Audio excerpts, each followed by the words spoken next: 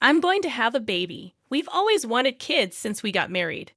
I happily shared the news with my husband, Bob, expecting him to be thrilled, considering all the challenges we faced. But his reaction caught me off guard. It felt like I had been pushed off a cliff. My name is Catherine, and I'm 40 years old. Bob confessed his feelings to me, and we got married when I was 30. I'd always dreamed of having a happy family, surrounded by a loving husband and smiling children. Despite my serious nature, I hesitated to get into a relationship, and before I knew it, my 20s were almost over, making me increasingly anxious. Both my sisters were already married, adding to the pressure. When Bob confessed, I quickly responded, and we started dating. We worked together, and since I knew Bob's personality from our interactions, I felt positive about him. Despite only dating for a year, I was drawn to his cheerful and easygoing nature, something I lacked. Believing we could complement each other well, we decided to tie the knot. I'm usually overly optimistic. I think we need someone serious like you, Catherine. I believe with you, we could lead a stable life and make a great couple. Hearing these words from Bob meant a lot to me, as I had always been a bit self-conscious about my serious nature. While we weren't head over heels in love, I could confidently say there was love between us, and I believed we could have a happy married life. After getting married, we both had jobs. Being in our 30s, we decided it was time to think about having children. Since we held senior positions, our salaries were quite high. We had our hearts set on having 2 children and eagerly looked forward to the day they would become part of our lives.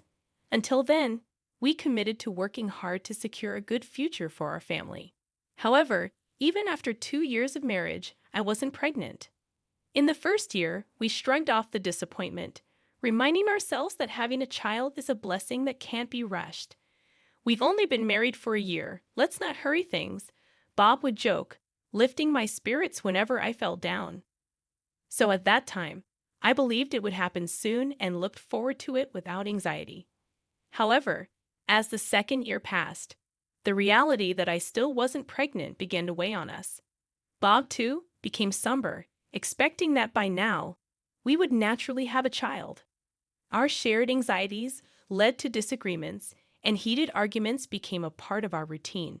Considering our age, the fact that we hadn't conceived yet was concerning. Bob suggested we get checked out at a hospital once we cooled off from our argument. I agreed, thinking it was a practical approach. Both of us underwent tests, and fortunately, there were no health issues, easing my worries about potential fertility problems. The doctor suggested it was simply a matter of timing, so we continued our efforts, diligently following any advice given. Despite our efforts, tensions increased, and arguments became more frequent. Our home, once envisioned as a happy, smile-filled place, now had minimal interaction. However, I refused to give up, believing that once we had a child, the life I had imagined would become a reality. Finally, after 10 years of marriage, I discovered I was pregnant. While my sisters had already started their families, and I had been envious for a long time, now I too was expecting. The moment I heard the test results, overwhelmed with joy and the realization of a long-held dream, I broke down in tears for an extended period. The inability to conceive had been a source of sadness, but now I felt an overwhelming sense of happiness. Though we initially wanted 2 children, at this point, I was content with just one, as long as the baby was born healthy. That was all that mattered as I lovingly caressed my belly, wishing for a healthy child. After leaving the hospital, brimming with happiness, I couldn't resist grinning as I immediately called Bob to share the news. However, it appeared he was at work and abruptly ended the call, seeming a bit curt. I felt a twinge of guilt for calling during work hours and realized my excitement got the better of me, so I decided to wait and tell him about the pregnancy when he got home and had a chance to settle down. "I had a checkup today and learned I'm pregnant. We're finally going to have a baby." I intended to deliver the news calmly, but my happiness overflowed, and I excitedly shared it with him. After a decade of wanting a child, and now being pregnant, I expected him to be thrilled. However, his reaction didn't align with my expectations. Really? At our age? He seemed irritated, adding, "Do you even realize how old you are? You're 40, right? There are risks with having a child at this age." The doctor had mentioned this, but I was assured that with proper precautions, everything would be fine. True, having my first child at an older age presented challenges, but I was prepared for it. I had made up my mind to have this baby. Upon expressing my feelings, my husband only appeared more upset, saying, "Raising a kid at 40, and we don't even know if the baby will be born without any health issues. It might have disabilities." He believed that with advanced maternal age, only children with problems are born, and he didn't want to deal with caregiving. He argued that he wants care in his old age but doesn't want to be burdened with taking care of a child with special needs. It felt like he saw our child as merely a convenient tool. "It's your child too, you know? How can you say such things after all we've been through? We're finally blessed. Aren't you happy?" I retorted in frustration, expressing my commitment to cherish our child, disabilities or not. In his anger, he blamed me for the delayed pregnancy and even threw out the suggestion of divorce. "That's it. Let's get a divorce." Initially, I struggled to comprehend my husband's words and instinctively asked him to repeat it. Why would such a comment follow the joyful news of my pregnancy? What did he mean? He then proceeded to express his dissatisfaction with our life together. Now at 40, he felt the pregnancy was overdue. My constant seriousness, which he once thought suitable for marriage, now seemed like a mistake. My husband's harsh words hurt, but some of them strangely resonated with me. Over the past decade, I had noticed issues with his character despite being initially drawn to his cheerful nature. I had planned to overlook these flaws and continue our life together, but now it seemed impossible. He tended to take things lightly, and his cheerfulness had turned into frivolousness. Quarrels over various matters, not just the child, had cooled our marital relationship. I sensed a misalignment in our values, and this incident solidified my realization. I wanted a child, so I endured our differences, but now I think it's enough. I'd rather not have a father who doesn't cherish his child. When he insisted on the divorce, I agreed. A week after confirming the pregnancy, our divorce was finalized. During this process, my husband demanded alimony, claiming I had wasted 10 years of his life. Legally, there was no reason to pay him. In fact, I countered that if anything, I should receive alimony. He seemed to abandon that idea, but then he refused to pay child support. Initially, I wanted him to contribute for the sake of the child, but his stubbornness made it challenging. Frustrated and wanting a quick separation, I decided to seek child support under the condition that he would have no contact with the child. In terms of our assets, since we both worked and split monthly expenses evenly, and we rented our home, there was no property division. This allowed me to take all of my savings without any dispute. Knowing that he had spent a significant amount on his hobbies, keeping the savings private was crucial. Although I never disclosed the exact amount, he agreed to forego property division swiftly. I had been prudent with my savings, providing me with a sense of security that they would last about 5 years, even if I couldn't work post-divorce. Packing my belongings, I promptly returned to my parents' home in Nebraska, where both were in their 80s but in good health. They warmly welcomed me back, expressing joy about my pregnancy. Despite the disappointment from my ex-husband, witnessing my parents' happiness finally brought me relief. I was determined to ensure the safety and well-being of my child. My son was born without complications, alleviating my concerns about giving birth at an older age. He was a healthy boy without any disabilities. My siblings, who already had families of their own, also provided care. With the support of my parents, raising the child went smoothly, and I named him John.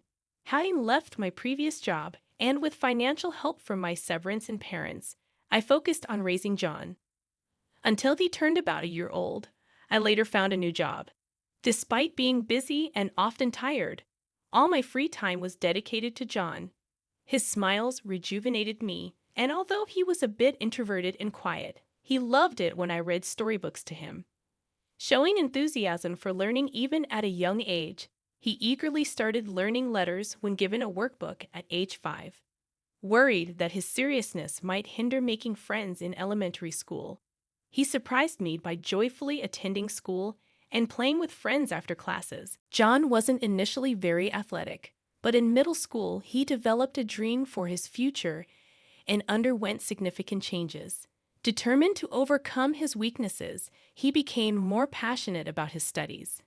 I worried about his intense focus, but as time passed, he not only improved physically but also joined a sports team in high school, eventually winning awards in competitions. Witnessing him, once not very athletic, shine in competitions filled me with pride. In college, he excelled in both academics and sports, becoming more sociable and enjoying time with friends. He seemed to be a well-rounded individual both personally and in terms of capabilities. I felt there was little for me to worry about, that I remained vigilant and ready to support and protect John if needed. Fortunately, for now, it didn't seem necessary. Finally, he landed the job he always wanted and moved out, but we kept in regular touch. Occasionally, he visited with gifts, helped around the house, and remained considerate. He turned out to be a wonderful son. Despite not being the best father, he grew up to be a remarkable young man, and I couldn't be prouder. After 25 years since the divorce, I turned 65 and retired. I had worked hard to ensure I wouldn't be a burden on my son in my later years. Despite retiring, I remained energetic and planned to keep working. When I shared this with my son, he wanted to properly celebrate my retirement and upcoming birthday, suggesting we go out for a meal. Aware of his busy schedule, only in his second year at work, I told him that the thought alone was enough. However, he insisted, saying, "I owe you a lot, Mom. I've gotten used to work, and I've got more time now. Don't worry about me." Since high school, he had consistently expressed gratitude and thanked me for everything. Each time, I was overwhelmed by how wonderfully he had grown. Starting work seemed to have given him a renewed sense of gratitude. "You faced challenges as a single mom, but you always supported me in everything I wanted to try. Thanks to you, I'm living my dream now." My son expressed his gratitude, feeling that he had a comfortable childhood despite the struggles. It felt like something any parent would do, but hearing his appreciation, I couldn't refuse. Overwhelmed with emotion, I agreed, and we planned to have dinner at a restaurant he had booked, followed by shopping for my birthday present. I looked forward to the day. On the chosen day, I dressed up a bit and went out with my son. We strolled to the restaurant, chatting happily, and I felt proud looking at my grown-up son. Raising him on my own was a decision I made, with support from my parents and siblings making it bearable. He used to be so small, but now he had grown significantly, I thought, looking up at my son who was now taller than me. Over time, his face had matured, and as I noticed the passing days, I felt happiness. But then, I suddenly felt like a bucket of cold water was thrown over me. "Catherine, long time no see." Initially not recognizing the voice, I realized it was my aged ex-husband. He was with a woman who looked younger than him. From a distance, he called out and deliberately approached us. "What do you want?" I responded coldly, not wanting to engage with him on that fine day. After our divorce, we hadn't communicated at all, so I wondered what he wanted now. As I looked at him skeptically, my ex-husband came closer, took a long look at me and my son, and then laughed mockingly. "You still have that sour look on your face," he said. "Is that the kid we had when we divorced? Still taking care of him, huh? Good for you." Assuming our son had some disability, he began bragging about his own life without being asked. He informed me he had remarried soon after our divorce and now had a daughter in college, boasting about her success in a prestigious university. He also boasted about his new wife, who was 10 years younger than him, and their quick expansion of the family. "Our marriage was a complete waste of time," he boasted, seemingly approaching me just to mock me. Though infuriated, I wanted to leave, claiming I had plans. But he wasn't done yet. Ignoring my evident annoyance, he began to mock my son. "Is he disabled and a lot of trouble? Can he even get a job? Looks like you'll have no one to help you in your old age. Tough break. While I could handle insults about myself, insults about my son were unbearable. I raised my hand to hit him, but my son stopped me. Mom, it's not worth our time dealing with him. Let's go. Remaining calm, my son held me back, disregarding my ex-husband and showing concern for me. There was a time when my son was curious about his father. I had promised to tell him about our divorce once he was an adult, and I had. If it seemed he had decided to consider himself as not knowing his father. My son replied, "What's with that attitude towards your dad?" My mother raised me. I don't have a father. This seemed to trigger my ex-husband, who hadn't been paying child support, to attempt lecturing my son. Unfazed, my son looked at him coldly and retorted, "Are you unemployed? You really are a fool, just like you look." My ex-husband responded with mocking laughter. Remaining composed, my son calmly stated, "I work as a diplomat." When he mentioned the prestigious university he attended, my ex-husband looked shocked. It was a well-known and challenging institution, recognized for its prestige. Becoming a diplomat requires significant education and a good character, making it a demanding profession to pursue. This is why my son aimed for prestigious universities, providing a better chance of achieving his goal. My ex-husband clearly hadn't anticipated this revelation, and disbelief twisted his face. Witnessing my calm son and my stunned ex-husband, I finally felt at peace. It reassured me that divorcing him had been the right decision. I was certain that if I had stayed with him for the sake of our son, it would have negatively impacted our son's upbringing.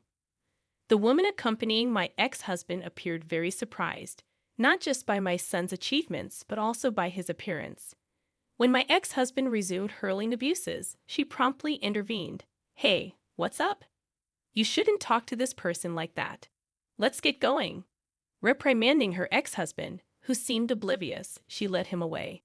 I wondered if she knew my son based on her demeanor. When I inquired, my son claimed he didn't know her.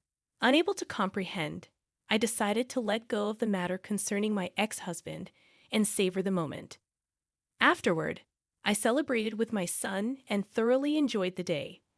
I thought I wouldn't have any dealings with my ex-husband anymore, but a week later he called.